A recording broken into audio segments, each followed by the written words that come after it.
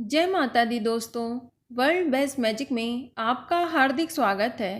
कैसे हैं आप सब, ये बताने के लिए कमेंट बॉक्स में जय माता दी जरूर लिखें।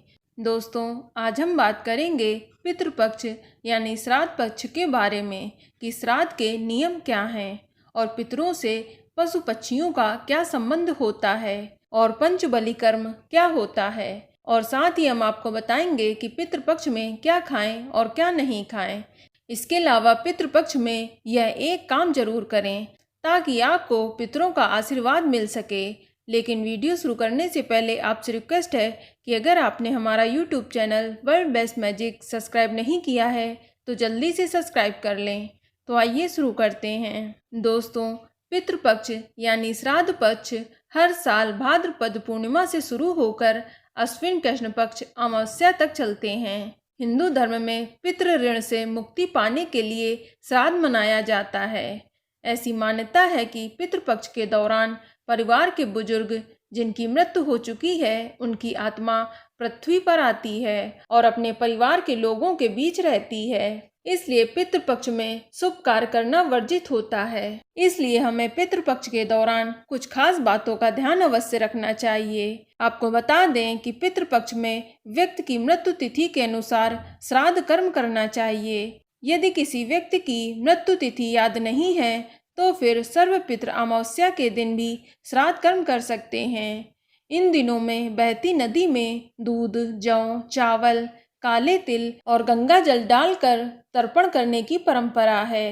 पितरों के लिए पितृपक्ष में पिंडदान किया जाता है। पिंड पके हुए चावल, दूध और काले तिल को मिलाकर बनाए जाते हैं। इन पिंडों को शरीर का प्रतीक माना गया है।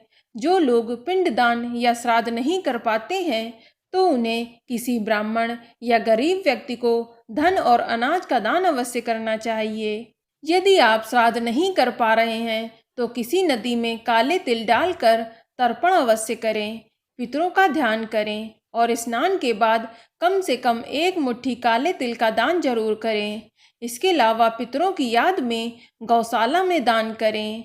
गाय को हरी घास खिलाएं और रोजाना सुबह जल्दी उठें और स्नान के बाद सूर्य भगवान को जल अवश्य चढ़ाएं और रोजाना पीपल पर भी जल चढ़ाना चाहिए। दोस्तों, अब हम बात करेंगे कि पितरों में पशु पक्षियों से क्या संबंध है और पंचबली कर्म क्या होता है।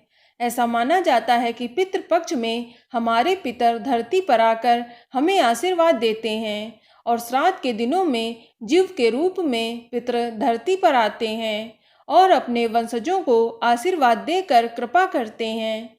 इसलिए पितृपक्ष में पशु पक्षियों की सेवा बेहद जरूरी होती है। आपको बता दें कि श्राद्ध के समय इनके लिए भी आहार का एक अंश निकाला जाता है, तभी श्राद्ध कर्म को पूर्ण माना जाता है। श्राद्ध करते समय पितरों को अर्पित करने वाले भोजन के 5 अंश निकाले जाते हैं। गाय, कुत्ता, चींटी, कौवा और देवताओं के लिए इन 5 अंशों का अर्पण करने को ही पंचबली कर्म कहा जाता है। चलिए अब बात करते हैं कि आपको पितृपक्ष के दौरान क्या खाना चाहिए और क्या खाने से बचना चाहिए। ऐसा माना जाता है कि इस वक्त तामसिक भोजन से बचना चाहिए और इस दौरान गाय के दूध पीने से दूर रहना चाहिए। एक गाय जिसने हाल में ही बच्चे को जन्म दिया हो उसके दूध से विशेष रूप से बचना चाहिए और इस दौरान ताज़ा भोजन ही करना चाहिए। इस दौरान ताज़ा भोजन खाना पूर्वजों की आत्मा को खिलाना होता है, इसलिए इस दौरान बासी भोजन से दूर रहें। व्यक्ति को अधिक समय तक फ्रिज में रखे भोजन से भी दूर रहना चाहिए। और आपको बता दें कि श्राद्ध में खीर का भी विशेष महत्व होता है। ध्यान रहे इसमें उपयोग किया जाने वाला दूध केवल गाय का होना चाहिए और इस दौरान खाने में उजले नमक की जगह सेंधा नमक का प्रयोग किया जाता है। आपको बता दें कि पितृपक्ष के दौरान मांस मदिरा का भी सेवन वर्जित होता है और श्राद्ध के वक्त खाना बनाने वाले की शक्ल पूर्व दिशा की ओर होनी चाहिए। इसके अलावा पितृपक्ष के दौरान घर में शांति बनाकर रखनी चाहिए। इस समय वाद विवाद, लड़ाई झगड़े से बचना चाहिए। दोस्तों, श्राद्ध के दिनों में आपको यह उपाय जरूर करना चाहिए ताकि आप पर पितरों की कृपा सदैव बनी रहे। आपको दक्षिण दिशा की ओर मुख कर कर एक लोटे में जल भरकर उसमें काले तिल और काली दाल डालकर पितरों के नाम से चढ़ाएं और चढ़ाते समय मुंह आपका दक्षिण दिशा की तरफ ही होना चाहिए।